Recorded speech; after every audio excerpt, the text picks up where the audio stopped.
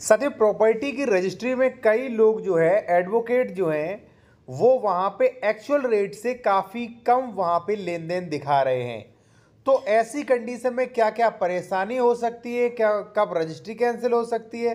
कब आपको भूमि अधिग्रहण में आपको 2 गुना से 4 गुना मुआवजा राशि नहीं मिलेगी, कब आपका पैसा रिफंड नहीं होगा, कब आपको स्टाम्प विभाग से नोटिस भी आ सकता है। तो अगर आपने रजिस्ट्री करवाया या करवाने जा रहे हो तो ये वीडियो आपके लिए ज़रूर बेहद ज़रूरी है कि आप रजिस्ट्री में आप कितना प्रतिफल यानी कि एक्चुअल जो रेट दे रहे हो आप कितना दिखाना चाहिए उसके बारे में आप कानून समझ लीजिए साथियों। और देखिए, अगर आप कोई प्रॉपर्टी परचेज कर रहे हैं उसके बारे में कानूनी सलाह या अन्य किसी भी मैटर पर कानूनी सलाह या डॉक्यूमेंट चेक करवाना चाह रहे हैं कि वो प्रॉपर्टी जो है विवादित तो नहीं है, डबल रजिस्ट्री, अंश से अधिक विक्रय, ठीक है, या 143 सेक्शन 80 सेक्शन 98, तो ये चीज़ें आप चेक करवा सकते हैं बेहतर तरीके से। कॉन्टैक्ट नंबर हमारा वीडियो के डिस्क्रिप्शन में मिल जाएगा।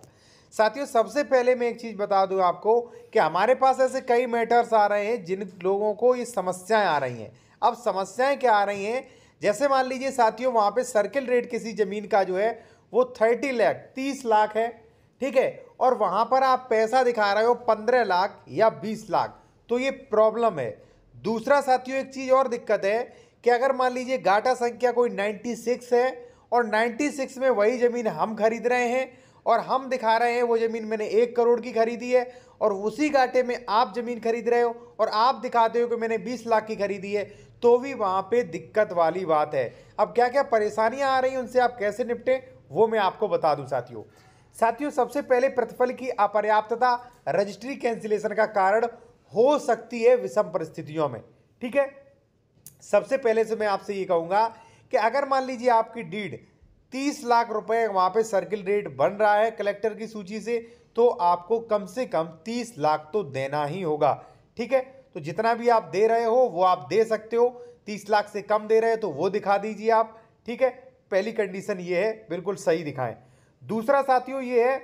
कि कई लोग क्या कर रहे हैं कि प्रॉपर्टी खरीद रहे हैं 50 लाख की और वहाँ पे टैक्स से बचने के लिए या नगद लेन देन के चक्कर में वो दिखा देते हैं वहाँ पे 10 लाख रुपीस। तो जब भी भूमि अधिग्रहण होता है तो ऐसे में क्या होता है कि जो भी लैंड एक्वायरेशन की टीम होती है वो लगभग 50-60% जो है वो वैसी रजिस्ट्रियाँ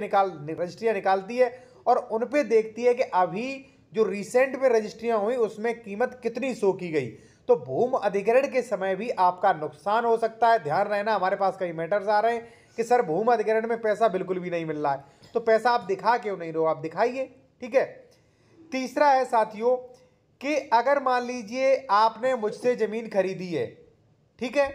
और उस ज़मीन मान लीजिए वो ज़मीन आपने 1 करोड़ की खरीदी है और वहाँ पे रजिस्ट्री में लेन देन दिखाया है केवल 20 लाख का, और उस ज़मीन पर कोई विवाद होता है, कोई किसी प्रकार की दिक्कत होती है,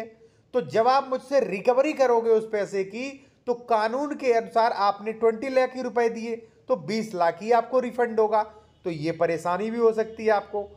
और चौथा, जैसा कि मैंने बताया कि स्टाम्प कम देने का नोटिस भी आ सकता है। वो इस कंडीशन में होगा कि उसी घाटे में किसी ने 1 करोड़ की प्रॉपर्टी खरीदी है, आप वहाँ पे लेन देन 10 लाख रुपए दिखा रहे हैं, तो वहाँ पे नोटिस आ जाएगा आपको और बड़ा परेशानी आपको हो सकता है साथियों। और सबसे बड़ी जो परेशानी आ रही है साथियों वो इसलिए आ रही है, एक चीज़ और मैं आपको बता दूं कि अगर आप पैसों का लेन देन कर रहे हैं और पैसों का लेन देन आपने चेक से कर दिया और उस चेक से लेन देन पूर्ण नहीं हुआ, तो ऐसी कंडीशन में आपकी रजिस्ट्री कैंसिल हो सकती है और 420 का धोखाधड़ी का मुकदमा भी हो सकता है। इसलिए आप इन सभी चीज़ों का सावधानी रखें। और अगर आप कोई प्रॉपर्टी खरीद रहे हैं, कोई भी बेहतर कानूनी सलाह लेना चाह रहे हैं, डॉक्यूमेंट्स वेरिफिकेशन करवाना चाहते हैं, तो हमारा कॉन्टैक्ट नंबर आपको वीडियो को डिस्क्रिप्शन में मिल जाएगा साथियों। धन्यवाद।